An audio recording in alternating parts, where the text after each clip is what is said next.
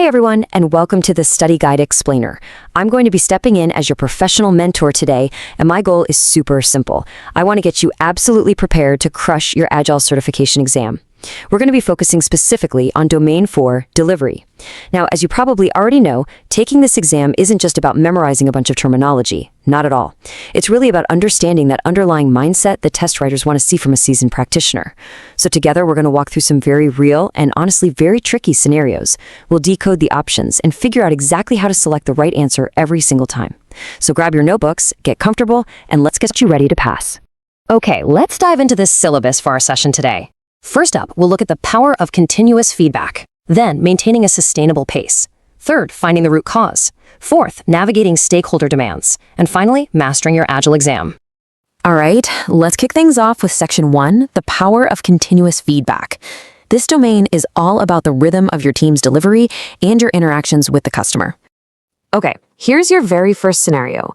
Picture this. Your team is working incredibly hard. They're totally in the zone, heads down, just coding away. And they decide, you know what? Let's just push off our customer demos until we hit a major milestone. We'll have so much more cool stuff to show them. Now, I know that sounds logical on the surface, right? But as an Agile practitioner, you really have to ask yourself, what does this delay ultimately reduce? What's the hidden cost of holding back that work from the customer's eyes? Well, here are the options you'd see on the exam. Option A, technical quality. Option B, feedback opportunities. Option C, velocity. Or Option D, team autonomy. As your mentor, I really want you to actively practice here. So go ahead and hit pause on this explainer for a second. Think about the Agile mindset and lock in the answer you choose. Welcome back. Okay, if you selected B, feedback opportunities, fantastic job. You hit the nail on the head. By delaying that demo, the team is fundamentally reducing their chances to get course-correcting feedback from the absolute most important people, the customers. Now, what's really interesting here is how these other options expose a classic exam trap. Test writers absolutely love throwing these tangentially related Agile buzzwords at you just to see if you'll take the bait. Let's break down those distractors. Velocity. Well, delaying a demo doesn't necessarily slow down task completion. Honestly, the team might even feel like they're going faster without having to prep for a demo. What about autonomy? The team made the choice themselves, so their autonomy definitely isn't reduced. And technical quality? A demo doesn't write your code, it validates your product direction. Always remember, demos exist for validation. They are your safety net to make sure you're actually building the right thing, not just building things quickly. Let's move right along to Section 2, maintaining a sustainable pace. This is absolutely critical for keeping a team running efficiently without hitting that awful wall of burnout. All right, scenario number 2, you're the Agile leader. You're looking at your team and you know you need to ensure they avoid burnout over a long, really complex project. The exam asks, what is the best way to support a sustainable pace? This isn't just theory. This is a practical team management scenario you are going to face every single day. Let's look at the choices. Option A, frequent overtime. Option B, balanced workload. Option C, fixed overtime windows. Or Option D, reduced collaboration. Once again, I want you to take a mental pause. Put on your Scrum Master or Agile Coach hat for a second. Which of these genuinely protects your team? So, the crucial point here is that the correct answer is B, balanced workload. I know, it sounds almost too simple for a tricky exam, right? But honestly, that's the beauty of the Agile mindset.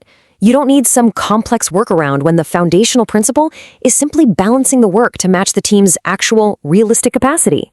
Let's look at the distractor here, which I like to call the sustainable pace trap.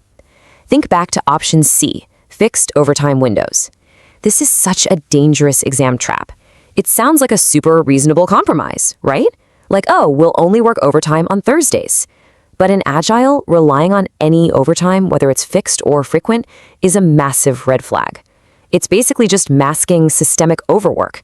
It means your planning is fundamentally flawed. True Agile principles dictate that you fix the workload itself by adjusting the scope or expectations rather than just institutionalizing extra hours.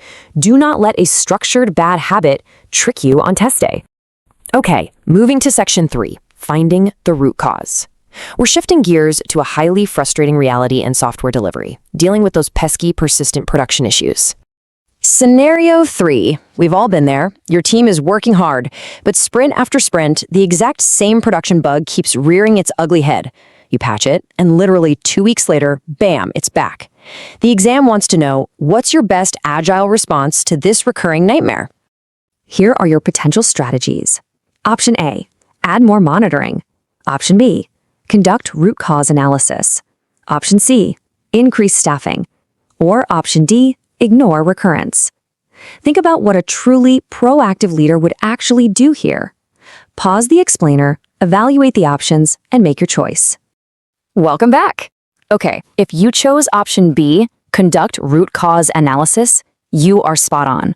As your mentor, I absolutely love seeing this choice. It shows you aren't just trying to swat the flies, you're actually trying to figure out what's attracting them in the first place. And this brilliantly illustrates a massive theme you're going to see across your entire Agile certification exam: the difference between reactive symptom management and proactive problem solving. Just look at those reactive distractors. Adding more monitoring? Well, that just gives you a faster alert that the exact same thing broke again. Increasing staffing? That just throws more people at the problem to waste time fixing the exact same bug. Those are just band-aids. Agile exams will always favor finding the why, that proactive root cause analysis that permanently removes the impediment. All right, let's step into Section 4, Navigating Stakeholder Demands. Remember, Agile isn't just about managing software. It's hugely about managing people. And sometimes, those people are incredibly demanding. So here is a very high-pressure scenario for you. A key stakeholder marches right up to your desk. They are stressed, they are in a huge hurry, and they demand the immediate delivery of a feature right now, even though you know the functionality is incomplete and hasn't been fully tested. What should the Agile practitioner do?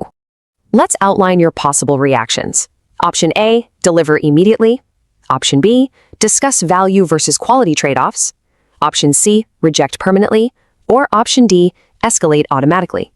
Put yourself in that tense room for a second. How do you maintain your professionalism while still protecting your team and the product? Pause, reflect, and pick your path. The correct answer here is B, discuss value versus quality trade-offs. This highlights the deeply collaborative and communicative nature of being an Agile practitioner. You are a strategic partner to the business. You're not just a fast food order taker. Notice the stark contrast between these approaches. The exam loves to present you with these extreme distractors. Deliver immediately is just blind obedience, right? It sacrifices quality and introduces massive technical debt. On the flip side, reject permanently or escalate automatically are these rigid defensive walls that instantly destroy trust and collaboration.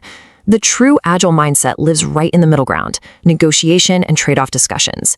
It's about looking them in the eye and saying, hey, we can release this right now, but here's the risk to quality and the technical debt we're going to incur.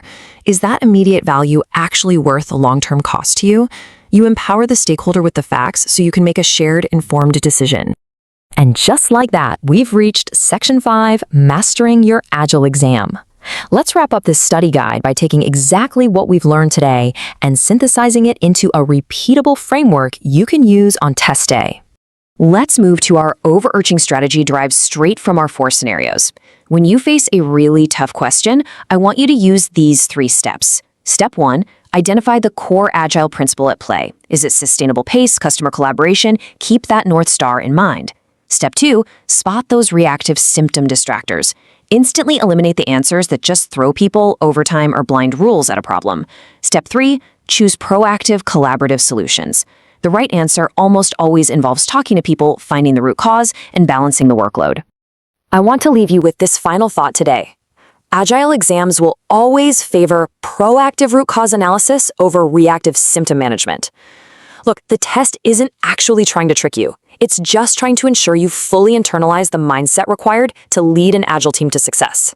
So, as you continue your studies, I have to ask you, are you ready to look past the distractors? Keep practicing these scenarios, trust those core principles, and you are going to absolutely crush this exam. Happy studying.